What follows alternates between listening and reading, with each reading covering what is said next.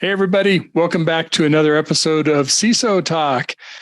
I'm joined by my partner, my co-host, JJ. How are you doing today, JJ Manala? Hello, Mitch and peoples. I am great. It's a wonderful, I don't know what day it is, but it's a wonderful whatever day it is. Boy, the weather's getting better and seems like people are getting out, and now we got to deal with our yards and all that fun kind of stuff. But that's the gardening show. We're not doing that show today. But we've got a great guest. Having been a CIO, I've had security incidents that I've had to deal with. Nothing major, like not really serious. I'm sure, JJ, you've worked with companies that, of course, have dealt with some pretty serious security cyber incidents. But I think our guest today, Stephen Reynolds, will be able to give us kind of an insider view because he's known as the first person Fortune 500 companies call when they're under attack. He's the first fire person in the building, right? The building's burning down. So, Stephen, introduce yourself. We'd love to hear a little bit about you and tell us about where you work, what the company does. Sure. So Stephen Reynolds, I'm a partner at a law firm, Baker McKenzie, based out of their Chicago office, but work remotely. My practice is helping clients, like I said, when they're going through a serious cybersecurity incident. And then I also help companies with regulatory investigations and litigation that may follow a cybersecurity incident. Wow. Okay. That's a lot. Yeah.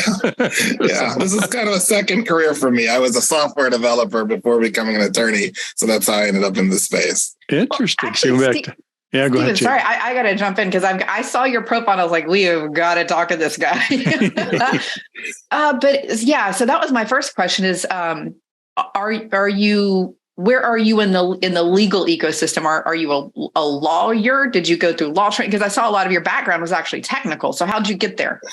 Yeah, so I started off, this was actually really in school. I started doing software development. Actually, I started by building websites for local businesses when I was in high school. And actually, one of the first websites I built was for an attorney in my hometown of Sebastian, Florida.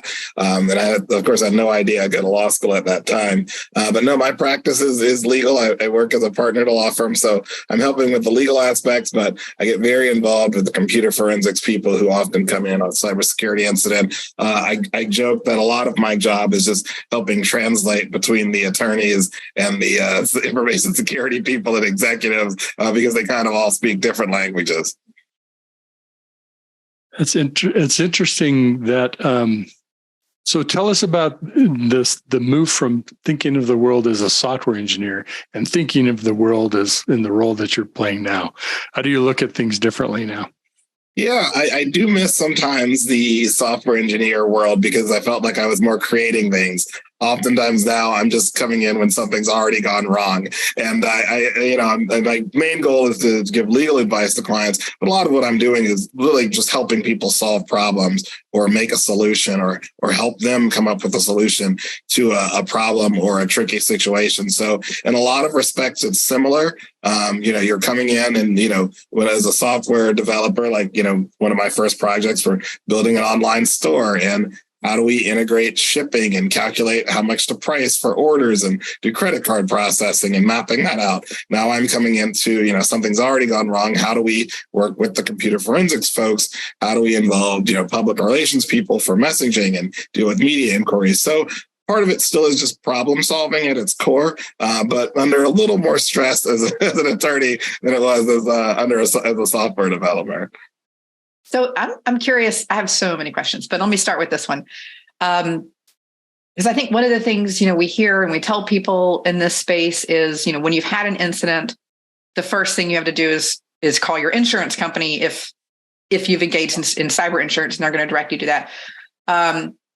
So where do you guys fit in to that? Do you work with, as kind of a approved provider through some of the insurance companies? Do you work directly with the organizations? And is that through, and I'm kind of more just broadly asking how this field works. Are you guys kind of on retainer? Because swooping in after an incident, of course, when you have no relationship with somebody is certainly challenging. So how does that model work?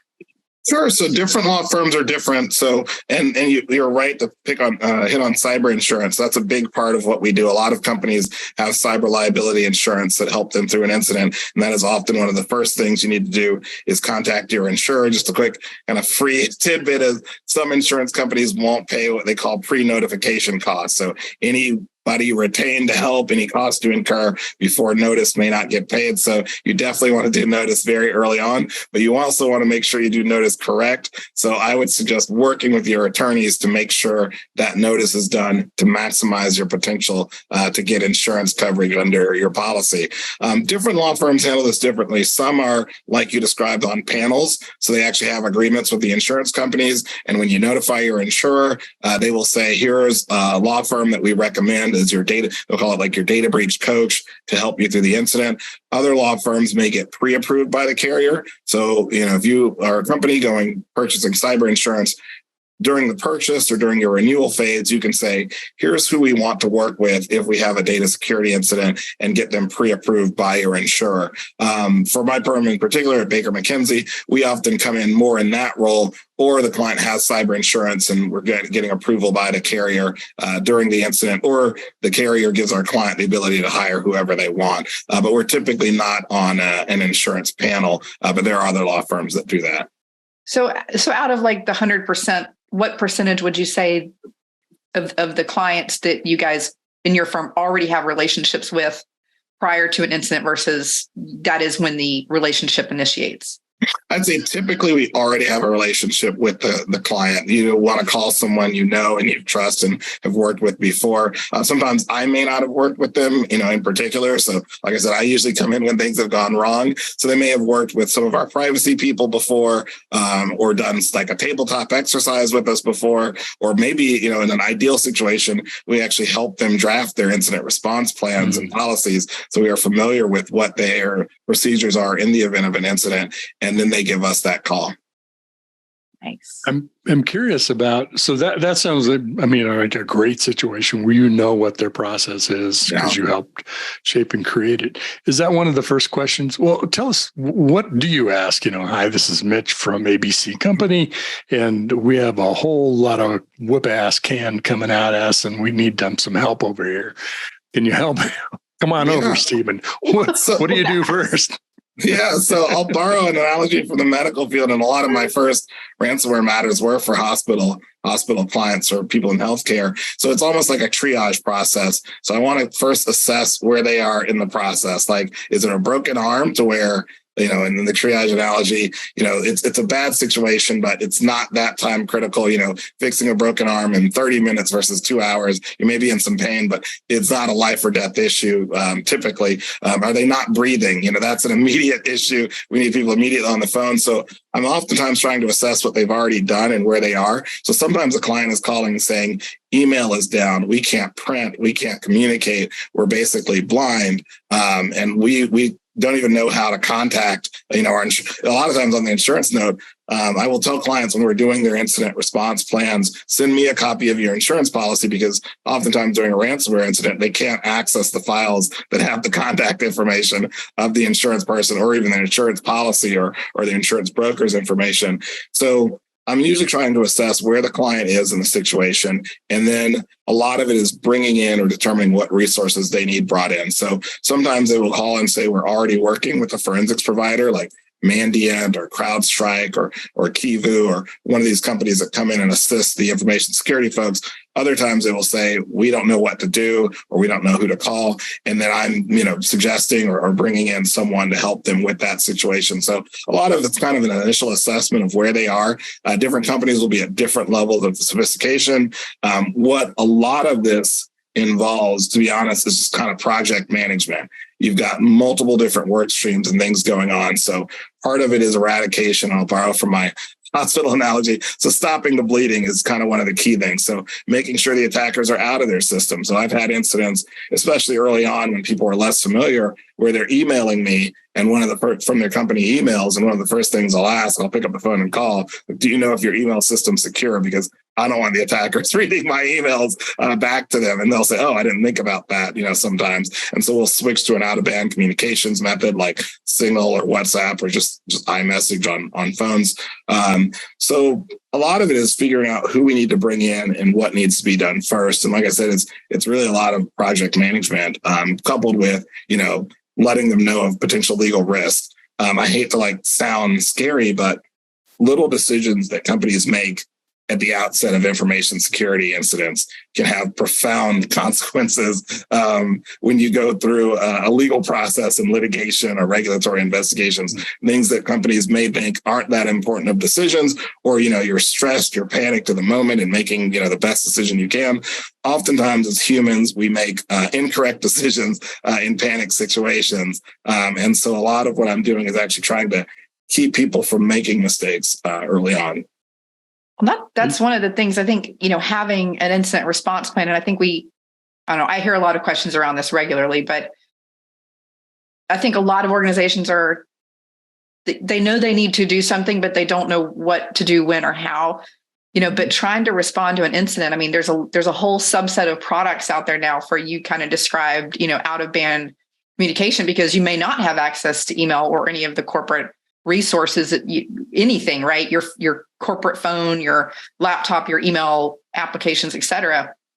So there's entire subsets of products built on pre-planning for incident response with those out of band, getting your base, personal email, text messages, et cetera.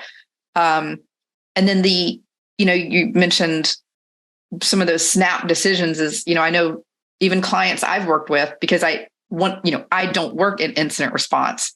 So I don't do that service for them, but I find out after the fact what they've done is basically destroyed any opportunity for forensics evidence in their attempt to just stop what was happening because they didn't know ahead of time what they should or shouldn't be doing. So I'm curious about, do you have any war stories around some of that? Absolutely. So, this is general advice. I'm not the technical person coming into these, but generally, if you're going through a ransomware incident, don't unplug and turn off computers. You want the encryption. What ransomware does, it encrypts files on your computer and servers. You want it to either fully run or don't run, but you don't want to catch it in between, because then you just get corrupted files. So even if you pay the ransom, there's no way to decrypt those files. So you want to disconnect computers from the network manually, or however you can do that through hardware. But you don't want to generally unplug them, from power or turn them off, because that can actually make things worse. Or I've even seen, JJ, that what you described, people say, oh, let's just start wiping, computers or servers, and that destroys some of the forensics evidence we actually needed or could have used to restore files. So you're absolutely right. There's some key mistakes you can make from a technical perspective at the outset. Are there other non-technical decisions that companies make early on in that incident process that have profound consequences? Yeah, absolutely. I think on the non-technical, it's usually communications. So like I like to say, when there's a lawsuit over an information security incident, when there's a regulator or a plaintiff suing a company for an incident that occurred, it's a little bit difficult, and maybe really difficult, to prove that company had bad information procedures or policies or practices. You may have to bring in an expert and talk about, they should have had multi-factor authentication, but they didn't. Here's what the industry standard is. That's a more complex case. A much easier case is to say, this company said they were doing X, but they were actually doing Y. They made a misrepresentation, or they made fraud, or they stated something incorrectly. And I like to think a lot of our clients, like I said, during a data security incident, it's usually the worst possible time. They often happen on holidays and weekends. I just had one come in on Easter Sunday, just recently. So this always happens like that. So I don't think clients try to mislead or make representations. But I think what may happen is you're putting out information, or you're getting incomplete and possibly inaccurate information. And if you start repeating that information, it may look, a year later or 2 years later, when there's a lawsuit, like you said something that was untrue. So the kind of short answer mix to your question is, one of the big mistakes I see companies make is a rush to put out communications. You may have customers asking questions, why are your systems down? You may have reporters asking questions. There are bloggers and people you may be familiar with that look for data breaches and look on the dark web websites that these ransomware groups use, and will see your company's name and will ask questions. And clients oftentimes may put out information that they have, like, yes, we're aware of a cyber attack, but no credit cards or financial information was impacted. Do we really know that? That's what we know as of right now. If that may prove to be inaccurate later, it looks like a misrepresentation.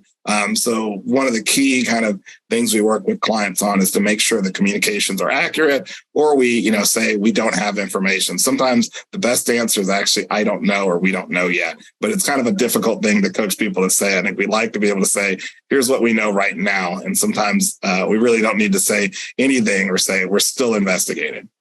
Yeah. And those, I feel like where we, in the past 6 months, we've seen some relatively high profile things, including LastPass, right? And I think, and I'm just picking on them because that was pretty visible, but there's so many others. And I feel like the information that comes out is we currently have no evidence indicating the attackers were able to access X, Y, and Z. And of course, most of us are going, well, you don't have any evidence that they weren't. So you might just say you don't know and then come back when you've got something a little more actionable for us. Yes. Yeah, that's exactly right. That's a great example of we have seen no evidence of X, Y, Z. It's like, well, it's maybe better to say we're investigating and, we're going to be diligent and thorough. When do you involve law enforcement in this? What's to decide? Like, what's the logic chain of when and whether to bring law enforcement in? Yeah, so working in a global law firm and with clients that have global presences, this really there are a lot of issues involved, as you may be familiar with under privacy laws. In some countries, I'll just, you can kind of open. Some countries may not like, involvement with U.S. law enforcement as much as others do. So it can be a tricky decision, and there are some legal aspects involved with that too. But I will say, in the event of, for example, ransomware incidents, which are a lot of the incidents I work, I oftentimes try to get U.S. law enforcement involved sooner than later. When I first started doing these types of incidents, I would say that U.S. law enforcement was less knowledgeable and prepared for ransomware. Now I think they are really going to be really helpful, either sometimes the FBI or sometimes working with the U.S. Secret Service, in particular for financial crimes with the U.S. Secret Service, for example. And often one of the attacks we see a lot of is business email compromise. So I pretend to be someone in your organization and convince someone to wire out $2 million to a malicious party. It's the classic, the emails will say something like, hey, just closed a business deal in Hong Kong, need you to wire this money, confidential transaction, don't tell anyone about it. And they trick some poor person into actually sending the money out. If that gets caught and detected within usually 72 hours or so, and we report it to U.S. law enforcement, they have ways of actually being able to stop that transfer or reverse it and get that money back. So in those types of situations, that's one of the first calls I would make. And then insurance, of course, because there may be insurance if you aren't able to recover the money. In a ransomware situation, not as urgent as the fund transfer fraud situation. The FBI or Secret Service aren't usually able to come in and, shut down the bad guy and decrypt your files. But there are some instances, Hive in particular, there's a ransomware threat actor group where law enforcement was able to basically dismantle this group and was able to get some decryptors for companies that were victims of Hive. So I would put that higher up on the list of priorities. But a lot of times, there's some immediate concerns of, if we're using the medical analogy, stopping the bleeding, if we're using the fire, kind of putting out the fire first before, calling the law enforcement to come in. You guys keep saying firefighters, but I'm imagining Ghostbusters. I like that one. Who are you going to call? So I'm interested, like some of the business email compromise. So I've seen some of these that are really tricky. I know one of my clients, the attacker, if you would, had registered a domain that was exactly the same as the company's domain, except for there was an I in the domain. So they used a lowercase L. So when you look at it, it looks exactly like the domain. So they recreated most of the user and directory infrastructure from that. They somehow, still don't know how, scraped an entire email signature. Like it exactly, not recreated one that was similar, but the exact email signature that was used for this person that handled accounting inside the organization. So it was, this is right before a lot of the products started adding that banner that's like, this is from outside your organization. Yeah. But there's some tricky stuff that they do. Yeah. Yeah. That one I see a lot. Sorry. No, dude, I want to hear more. I want to hear some of the stuff that you've seen, because I imagine. That's a common tactic. They're registering a domain close to yours. So instead of an M, you register 2 N's. On phones in particular, those things just kind of blend together and they look very similar. If I could share one of my kind of, I wouldn't say one of my favorite attacks, but one I thought, wow, that was pretty tricky. That was, I got to give it to the attackers. I had one where the attackers got into a company's payroll system and they changed all of the banking information for only the high earning employees, which I don't know if it was because they thought those people would be less likely to notice, or they were kind of maybe thought they were Robin Hood. But for the very high earners at this organization, they changed all of their banking information for their payroll for direct deposit. What they did, though, the third-party system that the company uses for payroll sends alerts to users saying, hey, your banking information has been updated. So hopefully, they would notify the company and they know that someone infiltrated their system. What the attackers did, too, was send out an email from a domain name, not similar to my client's domain name, but similar to the payroll company's domain name, and said, hey, we're doing network updates this weekend. You may get these errant emails about your banking information being changed. Please disregard. I thought, wow, that's pretty clever. They put a lot of thought and planning into this attack. Fortunately, this company was able to, for most of these, stop the payroll distribution from going out to the attackers. But I thought, they're pretty clever with these tricks. And like you said, they didn't really have to get inside the company's network to do this attack. They just did this by, creating a domain similar to another one, and then we're able to access an account on a third-party payroll system. Yeah, the sprawl we have and the footprint is just absolutely amazing at this point. Yeah. It reminds me of the one of the ingenious things you mentioned about them going after the people with the high financial earners. It's like, well, yeah, it reminds me of the old joke. Why do they keep robbing banks? Because it always seems like they get caught. Well, that's where the money is. So, go for it. Which is sort of an adage for me of follow the money. I mean, and look for the easiest path to it. It doesn't have to be complicated, right? Yeah, for sure. That's why I think the fund transfer fraud stuff is so prevalent, because the old days, the model that the attackers used the old days, not too long ago, was to steal data and then sell it. Basically, they would steal, credit card number, credit card information, social security numbers to commit identity theft or driver's license numbers, and then sell that to people who then used it for identity theft and monetized it. The new model is really just trying to take money directly.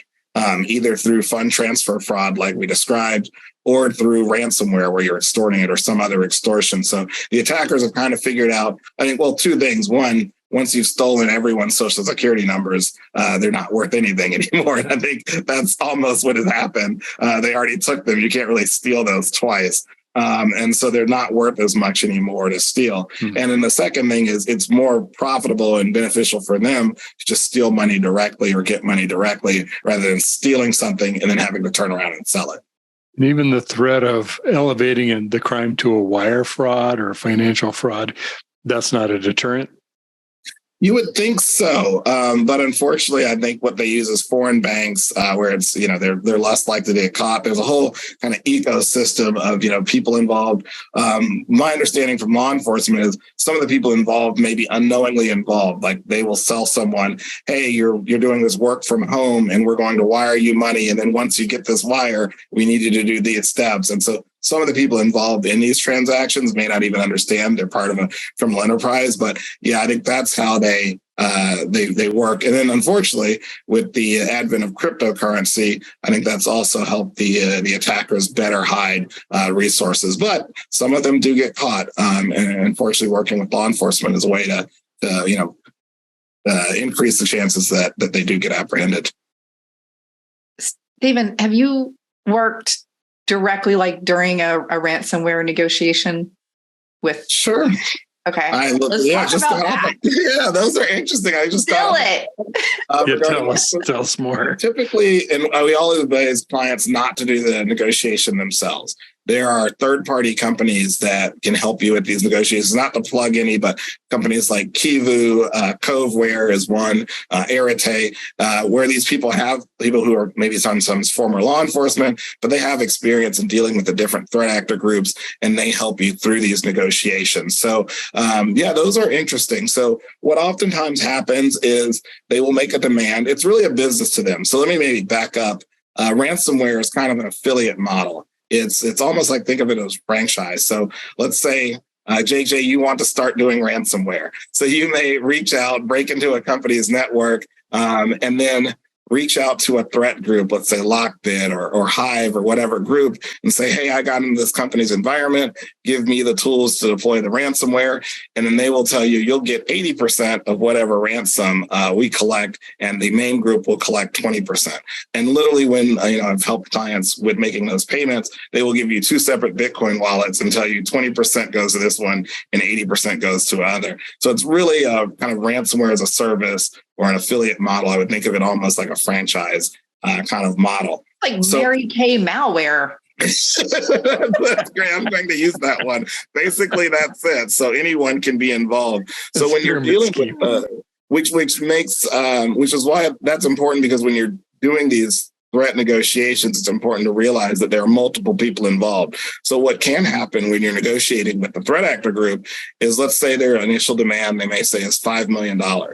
Usually you can talk them down on that demand depending on the threat actor group, but you may get like a side channel communication. These are organizations, and this is a business, but they're loosely affiliated, right? So you may get a side communication, like let's say you say, we're never going to pay you $5 million. The most we'll ever pay is $1 million, and your company stands to that and says, we're not going to budge a penny. We're never going to get to $5 million. Someone else may reach out to you and say, hey, I actually have access to the decryption key. I'll take the 1 million, instead. And so it gets very complicated. So you have a lot of things to decide of whether you're willing to trust this person or not. I would say not. But these negotiations can be complicated by the factors of kind of the relationships between the entities that are doing the attacks. The other thing I'll say on the negotiations with these groups is some are very professional.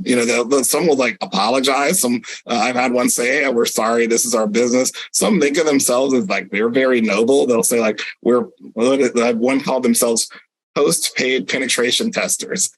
and they'll say like, we'll even give you a report of how we got into your environment after you pay us, and we'll offer you some security tips. Yeah, like they're doing the world a service. So they're all very different, but the negotiations can get very interesting with these groups. Yeah, for any aspiring ethical hackers and pen testers out there, this is not the model to follow. Do not do testing or infiltration of somebody's network or encryption of their data without their written approval. Might only work once. Yeah. So I'm curious. I've heard a lot of, and so I think first of all, Stephen, this model of almost kind of the multi-level marketing malware scheme here. That's, for as much as I try to learn and listen and stay up to speed with what's going on, that's actually a new model for me to understand. So that's really interesting. And the other thing I hear that's very conflicting is how often and the likelihood of actually getting the decryption keys. So I hear from one side, you hear, oh, it's usually 80% because this is their business. And if they get the reputation of they're not providing the keys, then that word's going to get around and people will stop paying the ransom, because why would they?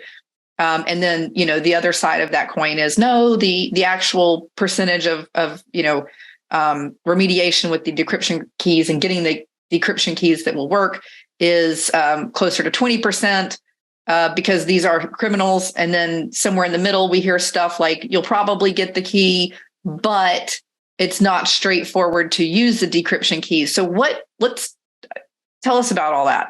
Yeah, so kind of a combination of all of those things. So I will say just personally, I've done a lot of these incidents. Every time I've had a client pay a ransom, we've always gotten the keys. They may not always work on 100%.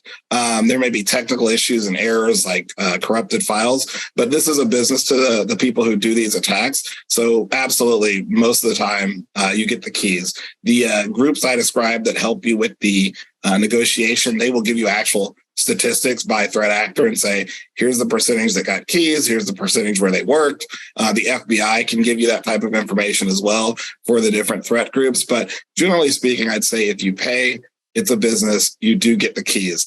In terms of, you raise a good point, and it's not as simple as you get one key and it unlocks. You will get a file back from them.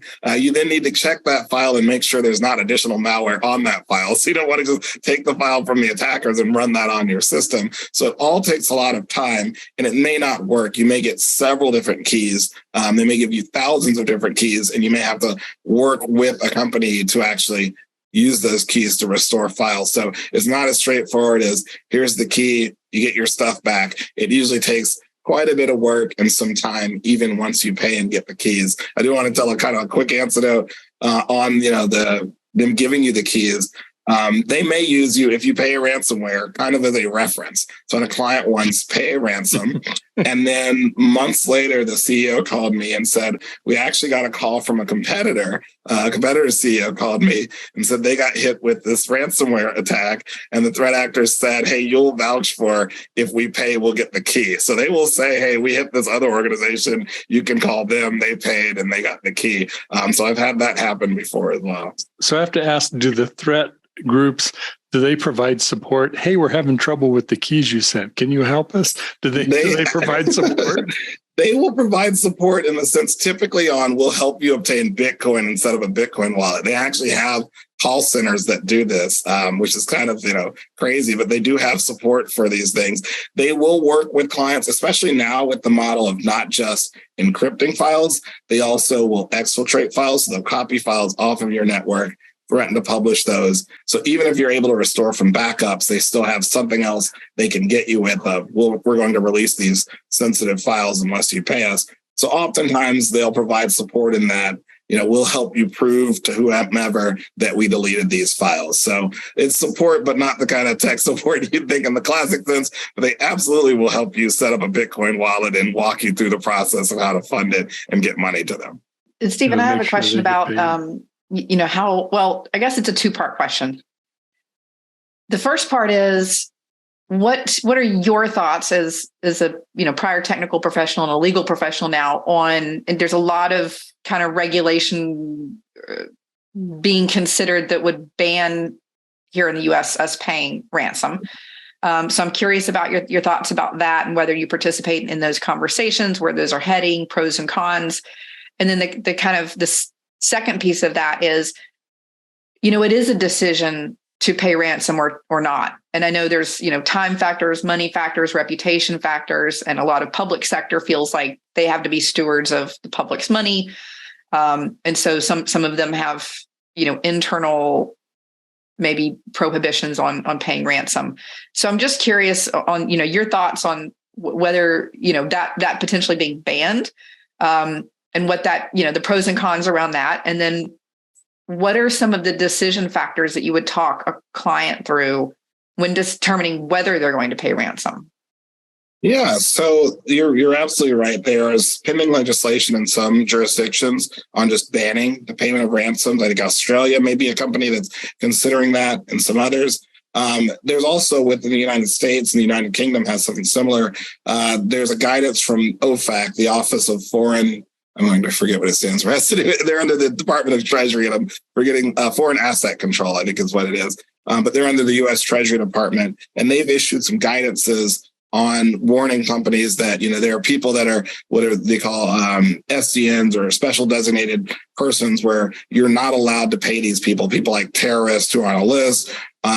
So you're supposed to do, and the U.S. Treasury Department wants you to do some level of due diligence to make sure you're not paying someone on one of these lists, because there is, on the civil liability side, strict liability, meaning even if you didn't know they were on the list, if you pay them, you can be liable for sanctions and monetary consequences. And then on criminal side, if you knowingly pay someone who's on one of those lists, that could be actual jail time. You could be, indicted and subject to actual prison time for making a payment to someone who's on one of those lists if you knew they were.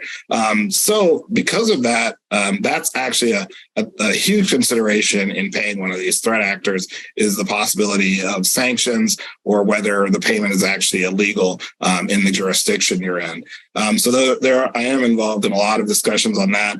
I think in terms of factors when companies are evaluating whether to make a ransomware payment or not, it has a lot to do with can they keep their business up and running and the severity and how quickly. So if I'm working with a cancer center or a hospital and patient lives are at stake and we're unable to restore from backups quickly, that may weigh more in favor of paying a ransom than a company that may be, let's say, a manufacturer. And this has slowed us down on, making a product or delivering things, but we'll eventually be able to rebuild our network and get back. So maybe they're less likely to pay. The other category I would see where, there's a lot of pressure on companies to pay is if you're holding a third party's data. So if you are, a service provider and you have data on hundreds of different clients that may be sensitive data and you've had a ransomware attack and there's the threat of exfiltration, you may be more likely to say, hey, we're going to get judged by our customers if we don't pay. You may have customers calling and saying, hey, you pay this ransom.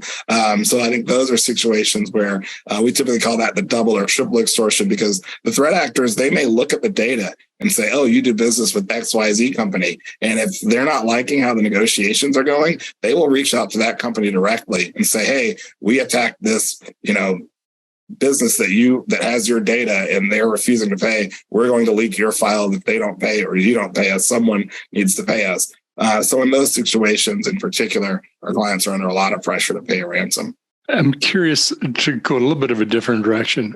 Talk about the emotions in this, because some people are going to be pissed off, angry. Some people are going to be scared that you're going to find out we don't have the security controls we should have.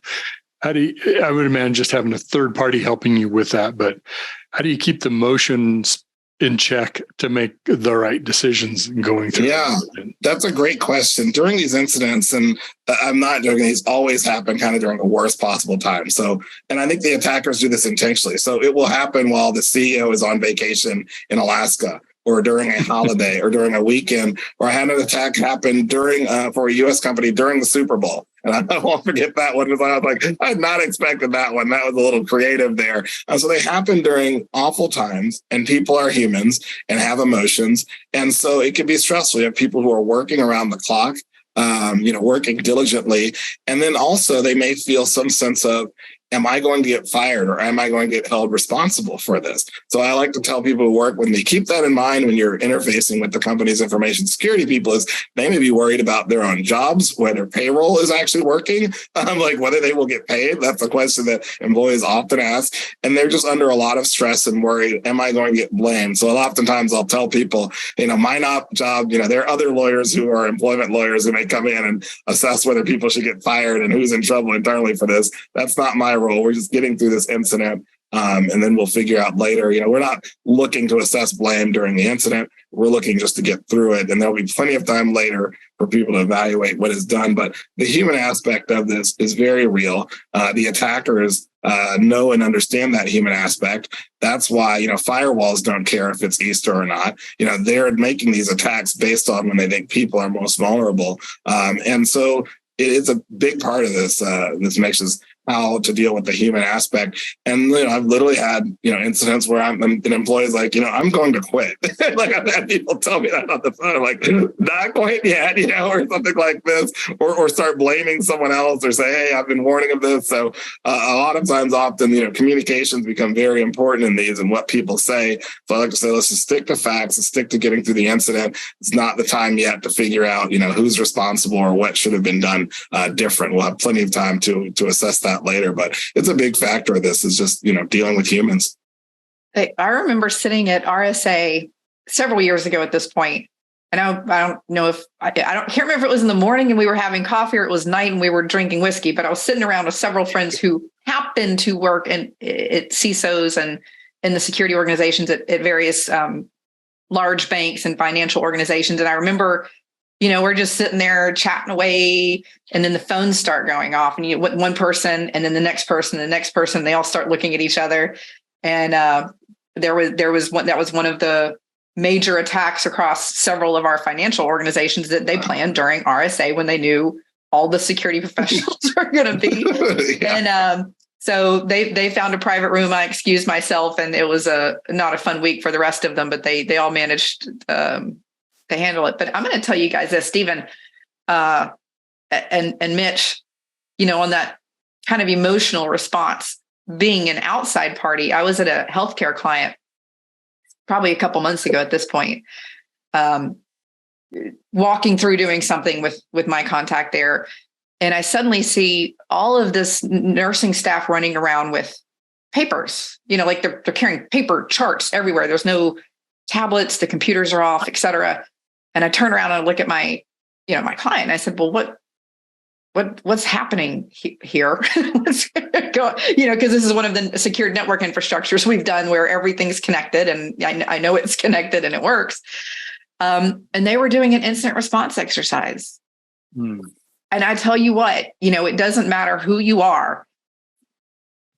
If you've ever been in a hospital or you've had a family member in a hospital, the crushing fear of suddenly not having access to everything in the healthcare system, the patient records, the connected IV, all of these things that are so hyper connected now, and everything that's so digital, that is, I still get chills because when you're standing in there watching it happening around you, and again, it was an exercise, it wasn't real.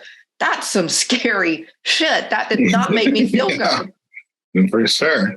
Yeah, it's a scary situation. And then, like you mentioned, part of this, I was just on a call where the client, actually, one of their leaders was doing a good job he was asking questions like, hey, did you guys sleep last night? Like, this person seems like they've been working. I've been getting emails or messages from them 24/7. Let's give this person a break and have someone else take over. And that's an important part of the management as well, because, we will make more errors, thinking of hospitals. If people are not sleeping, if people are not eating, if people are, under too much pressure, they will make other mistakes. And so part of managing it is that aspect as well. Yeah. I always joke that we have to keep everybody fed and watered. You do. Projects. So I feel like this, I'll do this as the last question, JJ. We're just about out of time. I feel like we could do a whole nother show on this. Yeah. Is ransomware just a fact of life, or are there things on the horizon that is going to help combat ransomware? So that's a great question. If I had looking kind of the crystal ball, I would hope that eventually we are able to better mitigate against this. I think there have been examples. I'll borrow from fire. Like if you would think of, the years and decades and maybe centuries ago, it was a common, not so uncommon for entire cities to burn down because of fires. Like someone, think about how many cities have had to be rebuilt because of big fires. Yeah. Chicago and I think Boston had lots of cities around the world. It was kind of a common phenomenon. Now, when you build a building, one of the primary aspects is their fire control suppression systems in everything. It's in everything you do, how buildings are laid out. There's inspectors, there's all sorts of things. We don't typically have now entire cities burned down because of a fire. And so I look at ransomware a lot like this because it's similar to fire in that you could be doing great yourself. Your building could be fantastic, but if your neighbor is not and they catch on fire, it's going to affect you too. And that's really how ransomware is. Our companies are so interconnected that I don't have to attack a particular organization. I can attack someone that they do business with or someone that entity does business with to get to them. So what it really will take is just kind of improvement across the board. Everyone's information security improving and some better practices. I think we could really reduce the amount of ransomware and the severity of it. But I think it's possible. I'm not suggesting we go to a model where you have to have an inspector every time we release a piece of software or deploy a server. But I think if we all raise our information security system, I think we could make it to where ransomware is less of a threat. And it comes back to our firefighting analogy, doesn't it? Everyone's got a role in this. You do. JJ, parting thought, anything you want to wrap us up with? Oh, this has just been such a fun conversation, Stephen. I hope we see you again. I think there's a lot of takeaways for professionals and organizations that are, really, this is something that applies to every size organization and every technical professional and business owner, even, all the way down to small businesses that don't have CISOs. So this is really interesting. And I think we have a lot of actionable takeaways from this. Great. Well, thank you so much for having me. I'd love to chat with you all again. Well, I'm sure things are going well for you at Baker McKenzie, but you also have now a parallel career appearing on TechStrong panels. So we'll be coming. Awesome. It's been a great conversation. We really appreciate your time today, Stephen. Stephen Reynolds, who is a partner with Baker McKenzie, intellectual property and technology practice. Again, we'd love to have you back. Thanks for joining us, Stephen. All right. Thank you all.